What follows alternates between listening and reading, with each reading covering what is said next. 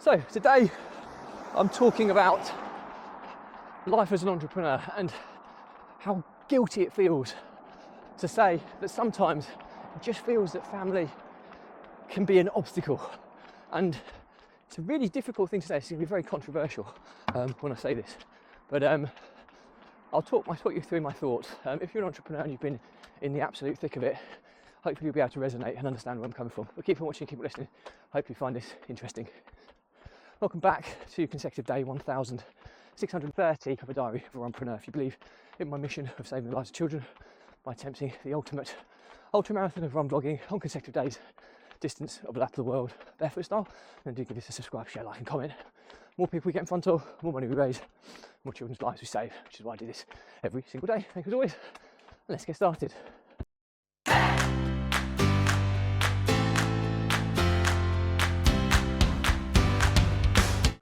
So, consecutive day 1630 of a diary of a Runpreneur.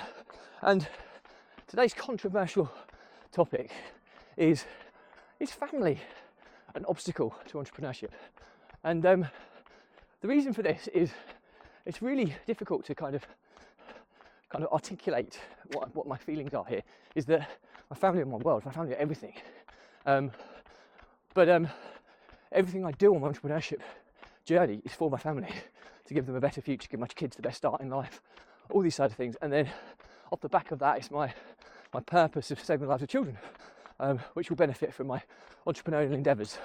And I'm a fairly kind of systemised, outsourced entrepreneur, very systems focused, very processes, systems, management by numbers type of entrepreneur. And I'm incredibly proud of that. But occasionally you get drawn into difficult situations or kind of obstacles or challenges, problems, as we all do in business, that we have to try and overcome.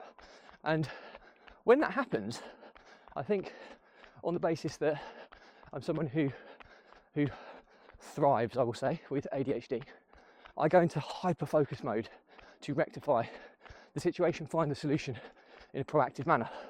And sometimes this stress is so extreme that I have to just getting shouted at by, "You right, Tash? How are you? See you in a bit." So sometimes you then have to hyper-focus to such extreme levels that it's almost like I block out my family, my children, when they're coming up to me, and I hate it. It's horrendous. And then it poses the question of the bigger question: is family an obstacle to entrepreneurship? And then my thoughts are that no, not all families.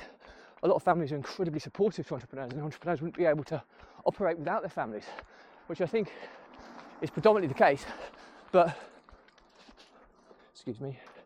I think for me, I think I struggle with pride as well as a kind of a sin. So I do protect and mask things from my family as much as I can. Even when things are going wrong, I think, well, I can handle this. I'll deal with it. We won't involve them. So as a result, you're then kind of living these two lives that don't have a lot of crossover. Now, yes, there's crossover. My family know that I'm an entrepreneur, and when stuff happens, I have to jump in and deal with it, whether on holiday or whether whatever.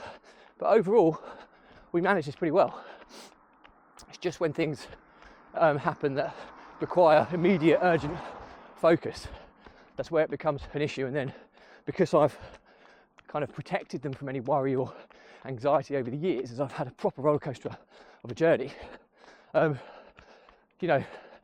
open communication isn't there. That then feels like I'm shutting down to just deal with the problem at hand and kind of almost forget my surroundings, which is massively unfair. It's something that I definitely need to improve at. But I've always been a very polarized approach. Some things in life I'm incredibly open and honest about, which is great, and I love that. Sometimes to the kind of levels of naivety, but then other times when I'm perhaps should be more open, when things, are a bit more problematic or different, I just close up. I shut up shop. I deal with things. I crack on. I don't moan. I don't mind. I just hyper focus and deal with them, and I give nothing away. Whereas I've often said, talking is the best therapy. I actually talk more to this vlog than I do to people individually when I'm going through challenges. And that's probably quite a strange thing to hear, but that's why this vlog has been so powerful for me personally.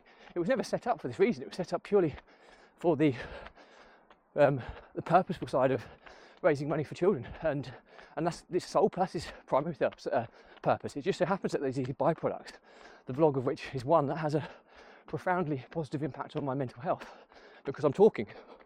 So I think the learnings from my diary is that entrepreneurs are a rare breed. I think there's a lot of entrepreneurs that will probably be able to resonate with me.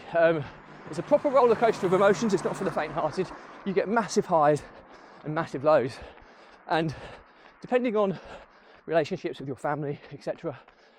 Some people are very open and have a very open communication with their family. I've always been one to try and protect mine when things are going not necessarily wrong, but challenging times. I think, well, family life is busy enough and stressful enough. Why do I need to stress anybody out anymore when I can deal with this? This is my role in the family.